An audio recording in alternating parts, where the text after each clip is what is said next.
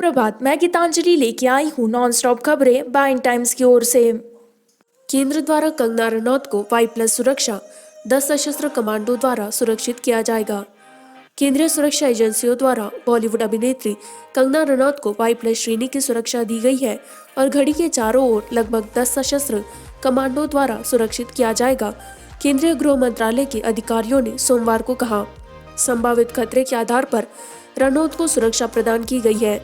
जब उन्होंने अभिनेता सुशांत सिंह राजपूत की मृत्यु के बाद फिल्म उद्योग में एक वर्ग के बीच नशीली दवाओं के उपयोग के बारे में बात की, तो वो 9 सितंबर को अपनी नियोजित मुंबई यात्रा से 2 दिन पहले आई।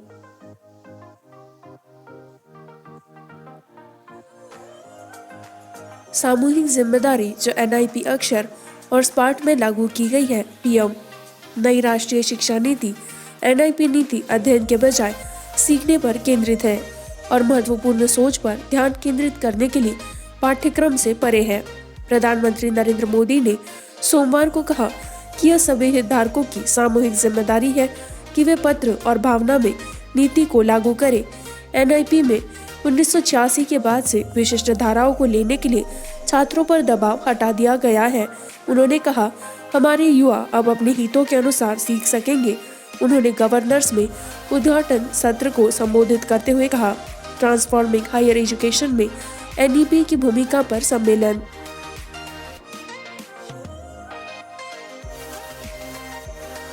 भारत के कोविड-19 संक्रमण टैली ने 90,802 मामलों के रिकॉर्ड सिंगल डे स्पाइक के साथ 42 लाख को पार किया। केंद्रीय स्वास्थ्य मंत्रालय के अनुसार सोमवार को भारत के कोविड-19 मामलों की संख्या 42 लाख से अधिक हो गई, जिसमें रिकॉर्ड 90,802 लोग संक्रमित थे, जबकि 32,50,429 लोगों ने सोमवार को राष्ट्रीय रिकवरी दर को बढ़ाकर 77.30% कर दिया है। डेटा कोरोना वायरस मामलों की कुल संख्या 42,04,613 थी, जबकि 24 घंटे की अवधि में 1,016 मृत्यु के साथ मरने वालों की संख्या 71,642 हो गई।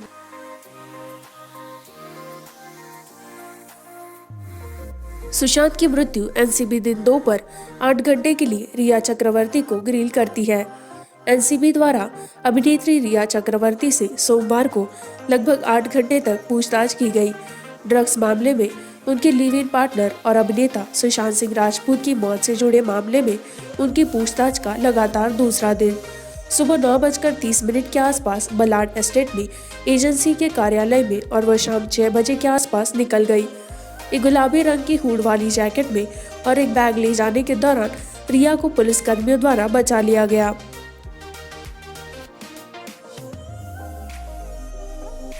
वोडाफोन आइडिया ने नई एकीकृत ब्रांड पहचान VI का खुलासा किया। वोडाफोन आइडिया लिमिटेड ने सोमवार को एक नई ब्रांड पहचान का खुलासा किया, क्योंकि संघर्षरत टेल्को ने पिछले वैधानिक बकाया राशि पर शीर्ष अदालत के फैसले को फिर से देखने का प्रयास किया। VIL, जिसके जून में लगभग 280 मिलियन ग्राहक थे, उन्होंने कहा कि अब वोडाफोन और आइडिया ब्रांड होंगे। VIL ने एक बयान में कहा, VI भविष्य में इसकी आंखों के साथ एक ब्रांड इसे ग्राहकों के लिए और इसके आसपास बनाया गया है। 2 ब्रांडों का एकीकरण दुनिया के सबसे बड़े दूरसंचार एकीकरण की परिणति है। सोमवार को एक आभासी लॉन्च के माध्यम से एकीकृत उपभोक्ता ब्रांड पहचान और स्थिति।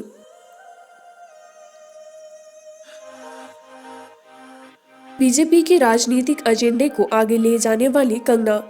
कांग्रेस ने सोमवार को बॉलीवुड अभिनेता कंगना रनौत पर अपने कार्यों के माध्यम से भाजपा के राजनीतिक एजेंडे को आगे बढ़ाने का आरोप लगाया और दावा किया कि सत्तारूढ़ दल ने उसे महाराष्ट्र को खुले तौर पर बदनाम करने और गठबंधन सरकार की आलोचना करने में सक्षम बनाया है। कांग्रेस के मुख्य प्रवक्ता रणदीप सुरजेवाला ने कहा कि रनौत की मुंबई से पाकिस्तान के कब्जे वाले कश्मीर से तुलना करना असत्य है, निंदनीय है और यह किसी भी उचित व्यक्ति को स्वीकार्य नहीं होगा।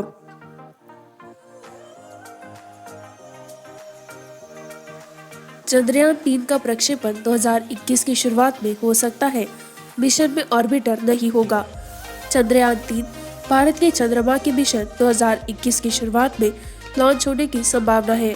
केंद्रीय मंत्री जितेंद्र सिंह ने कहा, हालांकि चंद्रयान 2 के विपरीत इसमें ऑर्बिटर नहीं होगा, लेकिन इसमें एक लैंडर और एक रोवर शामिल होगा।